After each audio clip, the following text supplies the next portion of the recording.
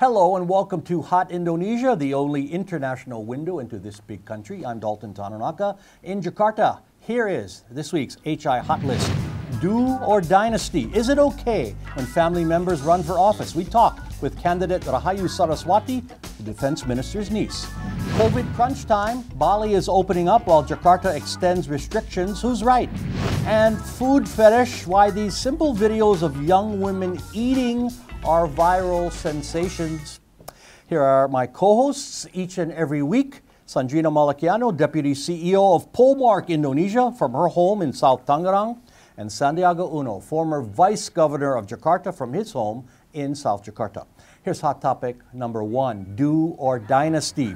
Now, the issue of family members running for office came up in January when the president's son Gibran said he was running for the mayor of Solo, his father's old job. Several other relatives of Joko Widodo also announced their political intentions. We know the Speaker of the House, Puan Maharani, is the daughter and granddaughter of former presidents, and there are many other examples here and across the world. We have asked Rahayu Saraswati to join us this day. She is a former member of parliament, now running for deputy mayor of South Tangerang. And of course, our loyal viewers, remember that you are one of the original hosts of this very program 10 years ago. Good to have you back, Sarah. Let's get right to it. Many people know that you are the granddaughter of a former Suharto minister and that your uncle, Prabowo Subianto, is the current defense minister. You faced critics' cries of nepotism before. What is the response? Well, thanks for having me back. This is different being the guest this time, but usually I'm on the other side. But in answer to your question, Dalton, it's, again, as you said, it's not something new. It's something that I've faced pretty much all my life and something that I've been prepared for by my parents to face. And it's one of those situations, like it or not, people are going to judge. But I always maybe ask this question, can we actually choose, who we're born from, like which family we come from? Like, we can't choose that. That's just fact. It just so happens to be I'm born from Hashim Joyo Hadikusumo and Ani Joyo Hadikusumo, and my uncle is so-and-so, and my grandfather is so-and-so. And instead of, moaning about it or complaining about it, I've learned to not just accept it, but I'm proud of where I come from. I'm proud of my family's history and the fact that we come from a line of heroes, national heroes. So it's just, again, with the whole nepotism and all of that, I say, God knows the truth. And that's all I really need to know. And I just have to do my best in serving the people wherever I'm. As you said, I'm a former parliament member. I know Sandrina and Sandy are dying to get some questions. And one quick one before we move on: why deputy mayor of South Tangerang? I think I can say all sorts of. Well, I'm me to be very truthful. So the truth is that. There is my running mate, Pak Muhammad. He's the Sekda. He is the current, what is that in English? The Sekda secretary. He's the secretary of Tangerang Selatan, and he knows that area very well because he is a Tangsel resident all his life. He was born there, and so in that sense, I have to know my limits as well. I have to know my strengths, and it just so happens to be I completely agree with the coalition when they put me as the second, because I have so much to learn, and he brings something that is very needed for Tangsel because he understands the bureauccy very well. And so you just wanted to get back into politics? You just wanted to get back into public? Is that why you chose this particular race? I didn't choose it. As my uncle actually asked me whether or not I wanted to run for this. If I wanted, basically he just said DPR or executive. Okay, I got it. Okay, now Sandy, let's get to Sandy. Sandy, you ran in the VP spot with Sarah's uncle in the last presidential election. Your quick thoughts on family politics and a question for Sarah. Well, first of all, thank you very much for Sarah, who campaigned very hard for me the last 3-4 years. First as on the governor elections as well as on the presidential elections. Our democracies and constitutions is open to all citizens to participate against discriminations. The quality of our democracy is based on who and how we can implement merit systems and meritocracies and educate the people to see the track record of each candidate objectively. And I think some candidates I've worked for and I've worked with in the past, Rahayu Saraswati, I am going to definitely support her in her political endeavor because I know her quality. I know her quality on top of knowing her family very well. And I know her track records in the parliament, helping the women cause, empowering the small, medium enterprises, the disabilities, and all of the qualities that is needed to be in the executive front in South Tangerang. And I'm actually going to campaign for her the next 2 to 3 months. I was asked already to be her campaign spokesperson, so I'm going to be working for her. But favoring your own family is called nepotism. Now, Sarah's has merit, and many others, the people will have to decide whether they have merit or not. So I am completely supporting if Sarah and others who have merits, regardless of their family connections, is going to contribute to the people. And the people of South Tangerang will have a chance to see Sarah's in actions in the next 2 to 3 months. And we have one vote here from Sandrina, who will be voting. I hope so. And I'm going to yield. I'm going to acknowledge another 1 minute for Sandrina to ask questions for Sarah. So, as Sandy has no question for Sarah, first of all, welcome back to the show, Sarah. It's good to be on the same show with you. Thank you. Regarding family members running for office, I personally have no problem with that. Of course, as Dalton underlined, also Sandy, they have to be democratically elected and they have to be competent and they have to be qualified. And regarding Sarah, I have no doubt she's way beyond competent and qualified to run. But then it goes back to the people who will elect their candidates during the election. So it's Sarah's job to ensure that they believe in her programs. And I reside in Tangsel, so you will be running in my vicinity. What I would like to know is that what would you do differently compared to other candidates to make Tangerang Selatan a better place that no other candidates have? Well, again, that's one of those questions that we will be answering in the coming few months. I cannot answer that now because I think, you know, we're not even registered yet, and our vision and our mission and our programs are still being built as of this moment. But I can tell you, one of the things that myself as an activist for women and children, that will be one of my focus, because there is still a high number of domestic abuse and abuse against women and children happening in South Tangerang.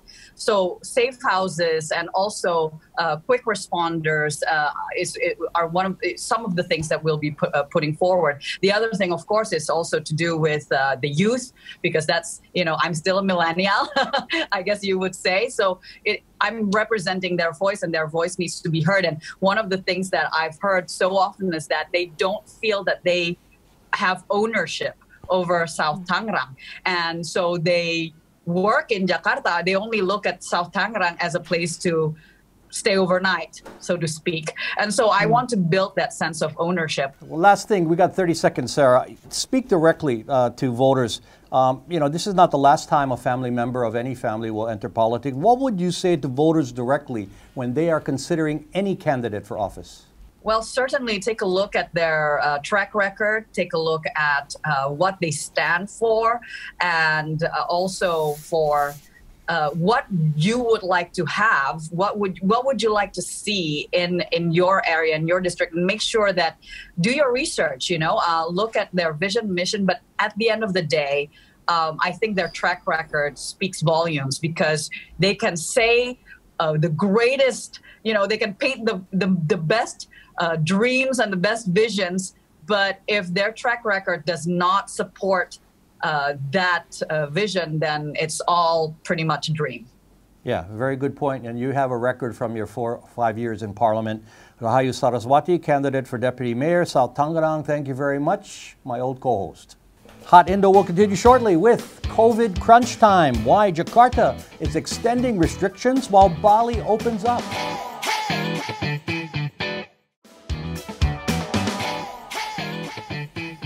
You are watching Hot Indonesia with Sandrina, Sandy, and me. Here's hot topic number 2, COVID crunch time. As the world continues to deal with a pandemic that began more than 6 months ago, Indonesia is at a crossroads. The numbers, more than 115,000 cases with 5,500 deaths. The resort island Bali has begun opening up with domestic travel allowed as of July 31st, international visitors on September 11th. That's the plan. But Jakarta has extended restrictions until August 13th. The governor saying the data does not support anything else. Now let's start with Bali, since it's one of the world's most popular destinations. 3,500 cases there, nearly 50 deaths. It's relatively small, in fact, very small. Sandrina, you were recently there. Are you comfortable with the reopening schedule?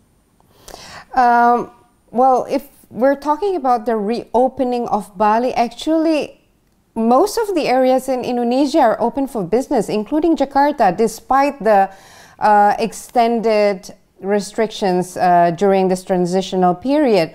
Because in Bali, we know that all businesses are open, all the cafes or the hotels are starting to get back to business. But same as Jakarta, they're also still implementing health protocol restrictions, like capacity is limited to a certain 50 or 60%. Same as Jakarta, operational hours are still limited to 8, maximum 9 p.m. After that, you will have the traditional security offices. They're called pecalang in Bali. They will take tours around to ensure that everybody abides by the rules. If not, then they are forced to close, and they will get local sanctions. But not like in Jakarta. Jakarta is actually a bit more firm, because if you violate the rules and regulations, you get fines. Do you know that recently I read this news that Jakarta government has received almost 2.5 billion rupiahs from fines due to the violations, and mostly because of people not wearing their masks. So, yeah, and Sandrina, that's not a bad thing. I mean, if you have to make people, get the message. Yeah. True, but no matter what rules and regulations you implement or you apply on any region in Indonesia, it gets back to, it depends on the discipline of the people. That is the main issue here. Sandy, Jakarta specifically, the extension of restrictions in this case means no opening of mainly entertainment venues, bars, karaoke, and music places. But restaurants, malls, and other retail businesses have already begun to open. Is the Jakarta governor being too cautious?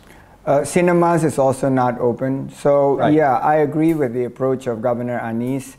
I always suggest, and I pass the message to him also, that the government at all levels should implement data-driven policy. So the data have not suggested that we relax the restrictions some more, so maybe we extend it. It's the best decision based on scientific data, and people should put safety and the health issues first. The economy sort of like adjust, because I do think it's the discipline of the people in applying the protocol of COVID-19. Wear mask, wash your hands, stay the distance, social physical distancing, avoid the crowds. This has to continue to be reminded by the government to the people that they need to implement this. Unless you see this already, because I've gone around town and I've seen although the compliance level is some way up, I have not seen that everybody is already embedded in their daily life, applying the protocols. So until we have the protocols strictly adhered to, then we are ready to start relaxing some more. Yeah, Sandy, you hit it. Unless the curve flattens dramatically, or hopefully a vaccine is announced, even though restrictions are loosened, it's pretty much an act of faith if you want to resume normal activities, right, Sandrina? Yes, it's now our personal responsibility to take care of ourselves and also take into consideration the right of other people. We have to also protect them from our side, because again, I would say this over and over again. No matter what the regulations are there made by the government, if the people are not disciplined enough to implement that in their daily lives, no change is gonna happen. Okay, follow the science. Okay, more Hot Indo is ahead with Food Fetish. Why watching these girls eat is strangely fascinating.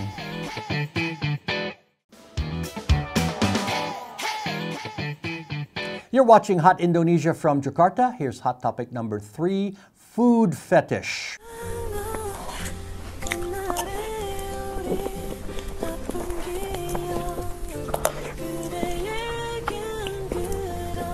This is a simple moment of a young woman noisily eating the item in front of her. Now, there's no product promotion and very few words spoken, if at all, but I can't stop watching this, and I don't know why now. You may know it's from a Korean social media account with 4 million subscribers. Each of these little videos gets in the millions of views. It's almost like those pimple-popping videos that I used to watch a while back, strangely riveting. Any idea, Sandrina, why these eating clips have gone viral? Well, I just saw it earlier, and it actually is quite cute, in many ways. It's a gorgeous lady, very pretty, eating a very interesting looking, huge red pudding, which is actually... And it's not only pudding all the time. She eats seafood, she eats noodles. It's dozens of videos, yeah. But I don't know why people tend to like such videos. It's maybe because she's pretty, or she looks like she's really enjoying the food she's eating, because she's actually saying nothing. She's I don't think it's her looks. I think it's the audio visual appeal of it. I mean, you can hear her crunching, you can hear her swallowing. But there are those videos that are really soothing for people who have very sensitive audio sensoric systems.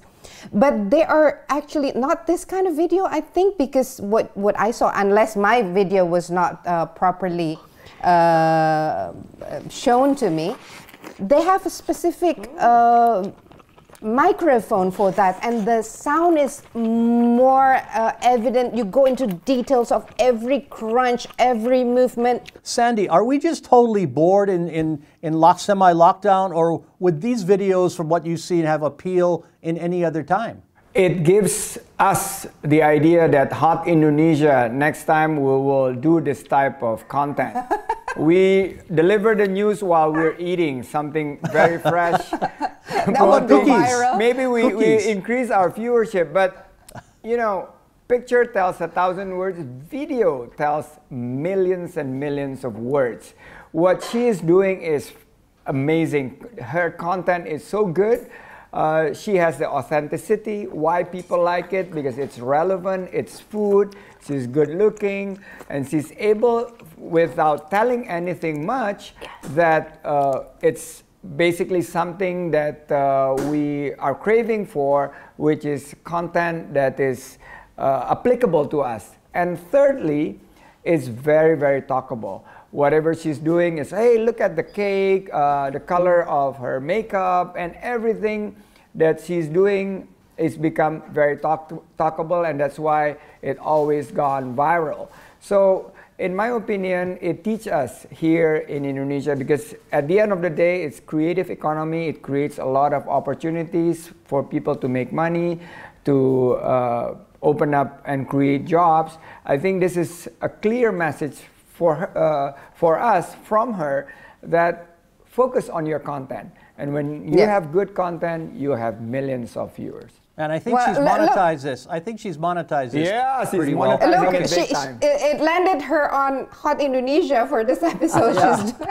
Okay, before we move on, I thought we'd show you this. Before we move, I thought we'd show you this Indonesian version.